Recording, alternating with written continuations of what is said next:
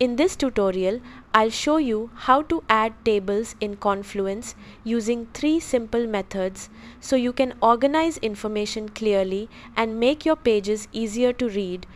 Before you begin, open the Confluence page where you want to add a table and click the Edit button to enter editing mode. The first method is using the Table button in the Editor toolbar. Click the table icon, then choose the number of rows and columns you want by moving your cursor over the grid. Click to insert the table into your page. Another quick method is using the keyboard shortcut. On Windows, press Shift plus Alt plus T, or on Mac, press Shift plus Option plus T.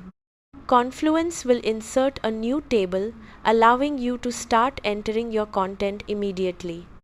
You can also use the / command. Place your cursor where you want the table, type table, and select table from the suggestions.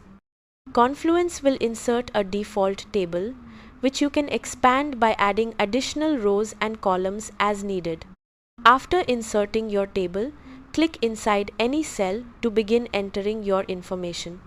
You can add or remove rows and columns, resize columns by dragging their borders, and use the table toolbar to format your table for better readability.